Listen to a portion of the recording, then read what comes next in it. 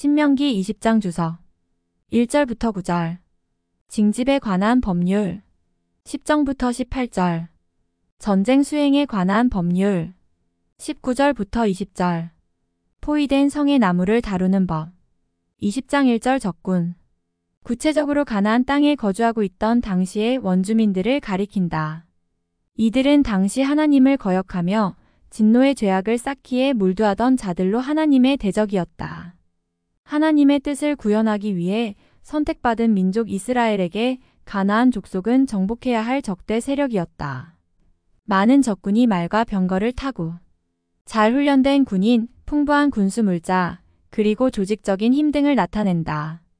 적군의 이런 당당한 조건은 400여 년간의 애굽 노예 생활, 더욱이 40년 동안의 광야 생활로 인해 힘이 미약해진 이스라엘에게 큰 두려움의 대상으로 작용하였을 것이다.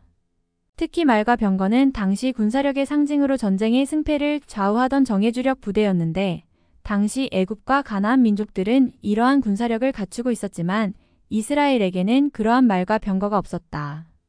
두려워 말아라. 여호와께서 너와 함께 계신다. 숱한 이적을 통해 이스라엘을 출애굽시킨 일과 또한 200만 명이나 되는 이스라엘 백성을 광야의 역경 중에서도 별다른 희생 없이 가나안 문턱까지 인도해 주신 하나님의 역사를 통하여 알 수 있듯이 전쟁의 승패는 오직 여호와 하나님께 달려있기 때문이다. 20장 2절 제사장 순수하게 제사직만을 수행하는 일반 제사장과는 달리 비느하스처럼 군사들과 함께 전쟁터에 참여하는 제사장을 가리킨다. 오늘날 군목으로 이해할 수 있는데 유대 랍비들은 이들을 가리켜 특별히 전쟁을 위하여 기름 부음 받은 자라고 불렀으며 대제사장 다음가는 높은 자기를 주었다고 한다. 이들의 일은 전쟁터에 나가 여호와의 말씀으로 군사들을 위로하고 격려하며 용기를 북돋워주는 일이었다. 20장 4절 대적을 치시고 너희에게 승리를 주시는 분이시다. 여호와께서는 이스라엘의 대적들을 이스라엘의 손에만 맡기지 않으시고 직접 대적하여 싸우사 마침내 승리하게 하시는 분임을 강조한 표현이다. 이와 같은 하나님의 능동적인 사역은 이스라엘에게 주셨던 당신의 약속에 의거한 것이며 오늘날 우리에게도 주어진 약속임을 기억해야 한다. 20장 5절 다른 사람이 준공식을 하는 일이 없도록 하여라. 유대사가 요세푸스에 의하면 이런 자들은 1년 동안 병역 면제 혜택을 받을 수 있었다고 한다. 20장 6절 포도원을 만들어 놓고 본문에서 주어진 규례는 장차 이스라엘이 가나안 땅에 정착한 후 실행해야 할 것임을 시사해주는 말이다. 당시 광야에 살던 이스라엘은 하나님께서 공급해 주시는 만나로 연명했으며 포도원을 경작할 토지와 겨를이 없었기 때문이다. 20장 5절부터 7절 집으로 돌아가거라. 병역 면제에 관한 규정이다. 유대학자들에 의하면 면제 혜택의 경우는 단지 이스라엘이 멀리 떨어진 타성읍을 공격하기 위해서 징집할 경우에만 가능했고 하나님의 명령을 따라 반드시 치러야 할 가나안 사람과 전투 등에는 허용되지 않았다고 한다. 전쟁 수행 시 전쟁터에 나가 싸우지 않아도 좋은 사람은 다음과 같다. 새 집을 건축하고 미처 준공식을 하지 못한 사람, 포도원을 만들고 미처 그 소산을 먹어보지 못한 사람, 여자와 약혼하고 미처 아직 아내로 맞아들이지 못한 사람 등이다. 그리고 겁이나 두려움이 많은 사람은 아예 전쟁에 참여하는 것을 금지시켰다. 이런 사람은 몸과 마음을 여호와의 전쟁을 위해 온전히 쏟을 수 없는 자들이었다. 이들은 전쟁에서 제외되었지만 이스라엘 군대는 군사수에 관계없이 온전한 자원자들로만 구성되었다. 이런 점은 다음과 같은 교훈을 준다. 첫째, 여호와의 공의를 실현하는 여호와의 전쟁에는 몸과 마음을 동반하는 온전한 헌신이 요청된다는 사실과 둘째, 전쟁의 승패는 군사력에 의해서가 아니라 오로지 여호와 하나님의 손에 달렸다는 사실이다.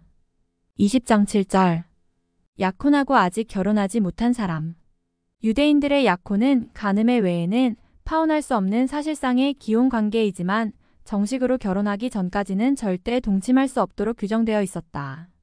그리고 만일 남의 약혼녀를 범하면 그를 반드시 돌로 쳐 죽이게 법규화되어 있었다.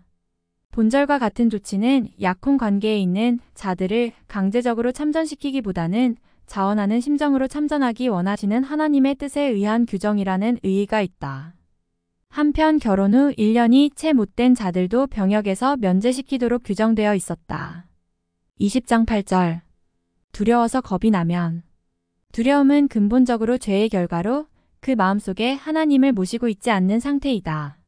그런 사람이 하나님의 성스러운 전쟁의 역군이 될 수는 없었다.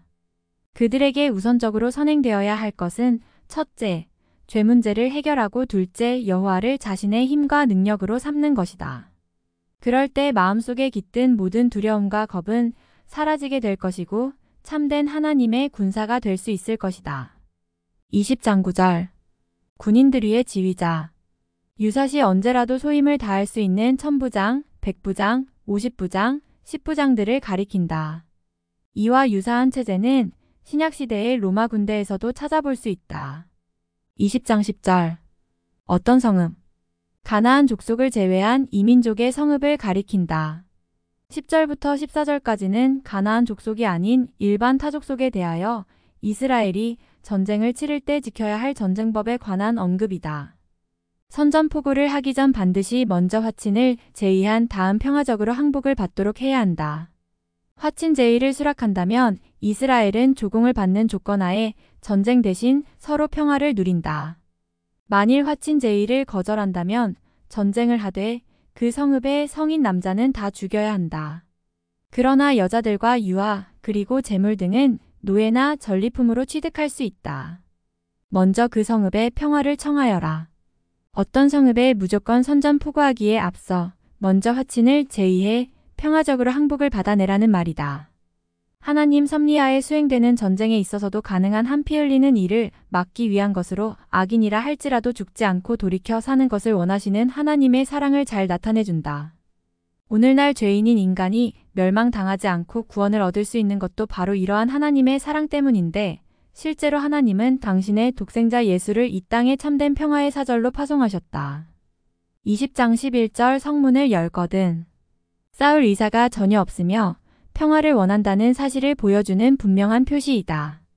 이 경우 진정한 평화가 성립되기 위해서는 그들이 행하던 우상 숭배를 포기하고 종주권적 계약으로 이스라엘에 공물을 바쳐야 했다.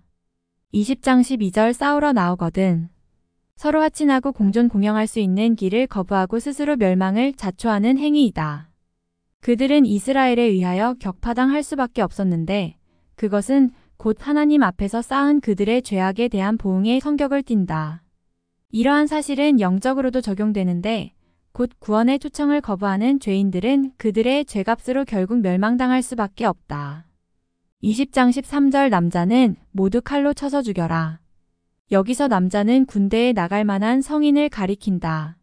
이들은 한 가정의 가장이자 나라의 힘으로 생각될 수 있다. 따라서 이들을 멸절시키라는 것은 곧 그 족속을 완전히 멸망시키라는 의미이다. 20장 14절. 빼앗은 것. 가축과 은금 패물 그리고 따위뿐만 아니라 여자와 아이들도 포함된다. 그 까닭은 전쟁에서 포로로 취한 여자와 아이들은 당시 국가적, 개인적 노예로 삼을 수 있었고 경우에 따라서는 아내로 취할 수도 있었다. 20장 16절. 숨쉬는 것. 원래 의미로는 바람, 생명의 호흡, 영혼, 신적 영감 등의 다양한 뜻이 있으나 여기서는 모든 생명체를 의미한다. 20장 16절. 하나도 살려두면 안 된다. 가나안 족속에 대해서는 다른 이방 족속들에게 적용하던 전쟁의 법칙과는 다른 방법이 적용되었다. 그 이유는 가나안 족속은 여러 죄악으로 이미 오래전부터 멸망시키고자 하는 하나님의 작정 아래 놓여 있었다. 그들은 우상 숭배자들이었으므로 그들을 가나안 땅에 남겨둘 경우 이스라엘에게 심각한 영향을 미칠 우려가 있다. 가나안 땅은 특별히 하나님께서 거룩한 신정국가를 세우기 위해 성별한 곳으로 그곳에는 그 어떠한 죄악의 요소도 남겨져서는 안 되었다. 이러한 이유로 하나님께서는 화친을 제의하지 않고 가나안 족속들을 모조리 멸절시키라고 명하셨다. 20장 17절. 전멸시켜야 한다. 이러한 하나님의 명령과 달리 이스라엘은 가나안 정복 과정에서 이들 족속들을 완전히 진멸하지 않았다. 그 결과 이들은 끊임없이 이스라엘을 괴롭혔으며 결국 이스라엘을 범죄하게 하는 요인이 되었다. 20장 18절. 그들의 신. 다신 사상에 깊이 빠졌던 가나안인들이 섬기던 모든 거짓 신과 우상을 가리킨다. 그 대표적인 것들로는 바알, 아스다롯, 하늘, 황후, 엘 등이 있다. 20장 19절 거기에 있는 과일 나무를 도끼로 마구 찍어서는 안 된다. 아무리 한 성읍을 전멸시키기 위한 전쟁이라 할지라도 필요 이상의 무모한 파괴 행위를 일삼아서는 안 됨을 말한다. 사실 유익한 과목을 함부로 찍어버리는 행위는 결국 이스라엘에게도 손해를 끼치는 무분별한 파괴 행위이다. 본 규례는 자연을 보호하시기까지 함으로써 인간을 널리 이롭게 하려는 하나님의 세심한 배려와 사랑을 보여준다.